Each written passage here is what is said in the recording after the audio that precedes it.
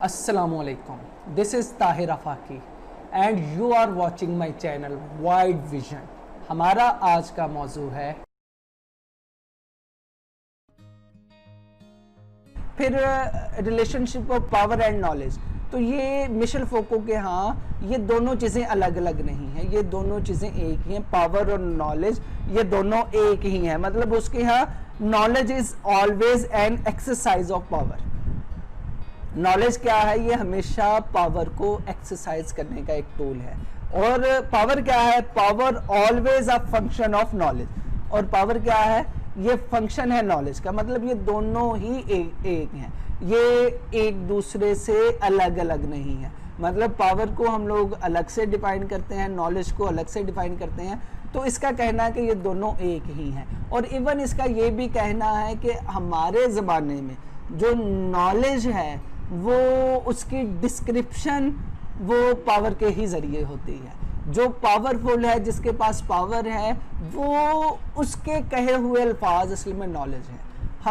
क्योंकि हम उस यूनिवर्सल आइडियाज़ या यूनिवर्सल फ्रेम ऑफ वर्क में रहकर इतना सोचने के आदी हैं कि हमें जो पावरफुल एक ताकतवर इंसान जो भी चीज़ दे देता है उसी को हम नॉलेज समझकर उसी पर ही अमल दरामद करते हैं।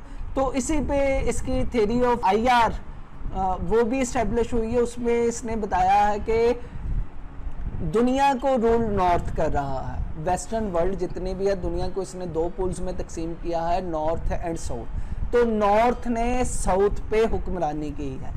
तो नॉर्थ जो भी चीज़ को नॉलेज कह के पेश करता है, क्योंकि नॉर्थ के पास पावर है, तो इसका नॉलेज सारी दुनिया में पेनिट्रेट कर रहा है, साउथ पे पेनिट्रेट कर रहा है, साउथ पोल पे पेनिट्रेट कर रहा है। इसके बरक्स इसका कहना है कि हमने तो अभी तक ये जाना ही नहीं कि साउथ के यहाँ रियलिटी क्या है, जिसे हम सेकंड और थर्ड वर्ल्ड कहते हैं, इनके यहाँ रियलिटी का तस्वर क्या है।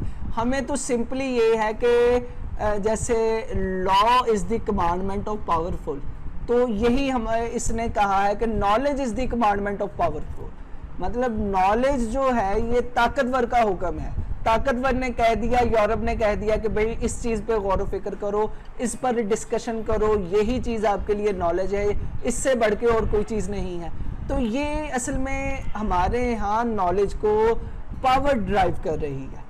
नॉलेज के पीछे पुशर जो है वो पावर का है, जबकि हकीकत में साउथ के लोग जो कि पावरफुल नहीं हैं वो असल में नॉलेज क्या समझते हैं, उनके यहाँ नॉलेज का तस्वर क्या है वो हमें नहीं पता।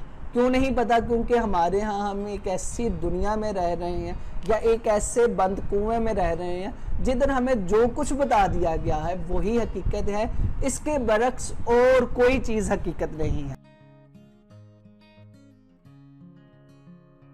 तो ये सिंपली ये मिशेल फोको के आइडियाज़ हैं जिन्होंने इस दुनिया को इस हद तक मुतासर किया है कि आप आर्ट को देख लें, आप कल्चर को देख लें, आप मूवीज़ को देख लें, आप म्यूज़िक को देख लें, तकरीबन ज़िंदगी के हर शोबे में इसकी पेनिट्रेशन मौजूद है। आप देखते हैं कि लोग बड़े मॉडर्न हैं लेकिन एंटीक को पसंद कर रहे हैं। इसके साथ साथ कोई अगर म्यूज़िक है तो म्यूज़िक इंस्ट्रूमेंट्स में आप सिंपली कोक स्टूडियो में देख सकते हैं कि म्यूज़िक मॉडर्न इंस्ट्रूमेंट्स भी पड़े हुए हैं और साथ ढोल भी पड़ा हुआ है, साथ वो पुराना म्यूज़िक भी पड़ा हुआ, पुराने सारे इंस्ट्रूमेंट्स और न्यू इंस्ट्रूमेंट्स के साथ मिला के एक नई चीज़ बनाई जा रही है। तो वो बेसिकली वो यही है कि ये रवायात को ख़त्म करना, रवायात की बजाय कन्वेंशनल थिंकिंग की बजाय या जो मॉडर्न फ्रेम ऑफ रेफरेंस है उससे निकल कर सोचना, ये बेसिकली पोस्ट मॉडर्निज्म है।